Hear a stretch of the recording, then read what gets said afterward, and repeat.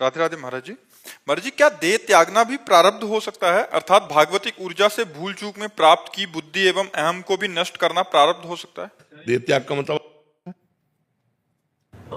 अहम को खत्म करना है। नहीं, अहम को खत्म करना, देह त्याग थोड़ी करना है। तो आपका क्या लक्ष्य है कहना? जो जिन चीजों को समझा है भागवतिक ऊर्जा से, जो नहीं समझना चाहिए था, उसे नष्ट करना। क्या समझना है और क्या भागवतिक ऊर्जा से समझा जो नहीं समझना चाहिए? बोलिए, आप बताइए। जैसे किसी सिद्धि की प्राप्ति के रास्ते पर निकल जाना।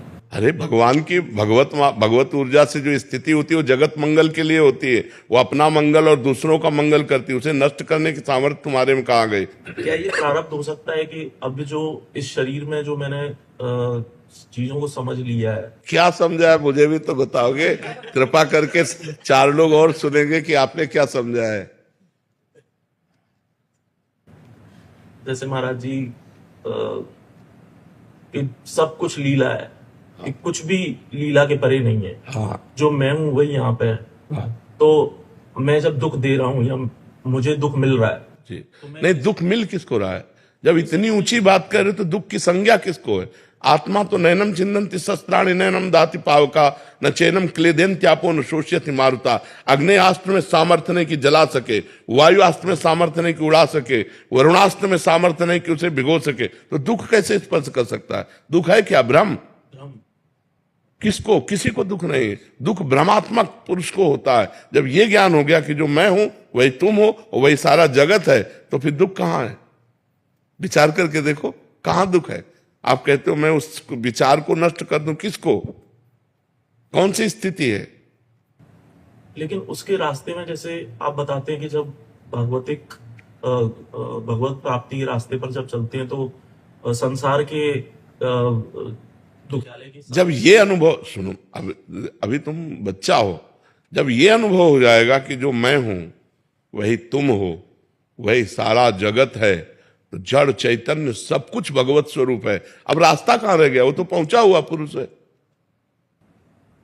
लेकिन उसके बाद अगर लेकिन लगता है, वापस आए, देखो, लेकिन लगता है तो बच्चा, केवल तुम बुद्धि से बात कर रहे हो।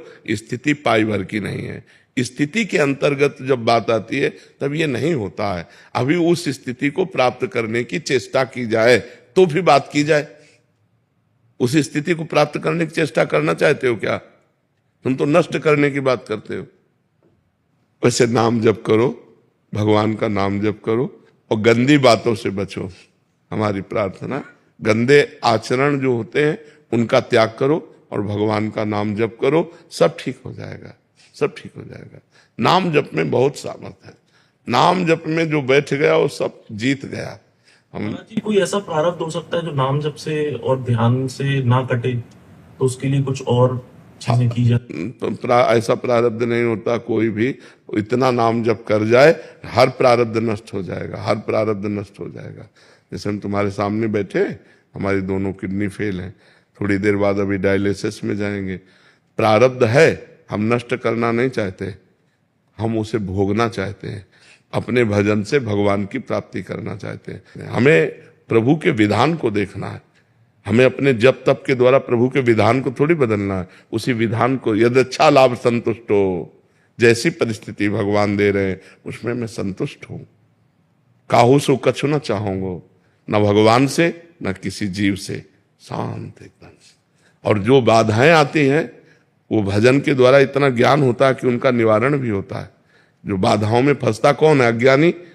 अगर भजन करोगे तो इतना ज्ञान आएगा। पहले भजन तो करो डट के, तो अपने आप तुम्हारे अंदर शुद्ध ज्ञान आ जाएगा। तो ये तर्क वितर्क शांत हो जाएगा और ठीक रास्ता अपने आप प्रकाशित हो जाएगा। नाम बहुत बड़ी सामर्थ्य है बच्चा। नाम में भगवान को अधीन करने की सामर्थ्य है। सुमिर पवन सुत पावन नामू, अपने बस करी राखे रामू। भगवान को भी अधीन कर ले, ऐसे नाम में जप में महिमा है। तो प्रारब्ध क्या चीज है? प्रारब्ध पूर्व का किया हुआ पाप कर्म या पुण्य कर्म। प्रारब्ध वही बनता है आकर। प्रारब्ध कोई देवता थोड़ी, हमारा किया हुआ पीछे का कर्म ही प्रारब्ध बनता है आकर के। तो अगर हम नवीन कर्म भजन डट के करेंगे तो प्रारब्ध को परास्त कर देंगे पीछे वाले को। अब यह है कि पीछे वाला है 500 ग्राम और आपका भजन है 50 ग्राम, तो कुछ होने वाला नहीं। आपका भजन जब 500 से ऊपर चले तब वो दबेगा जा करके।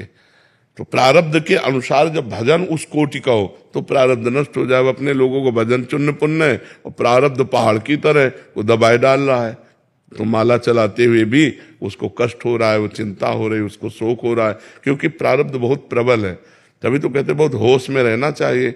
हम अनजाने में बहुत से पाप कर लेते हैं। अरे जो मुर्गा मुर्गी मछली बकरा बकरी ये सब खा रहे हैं, ये पाप नहीं है क्या?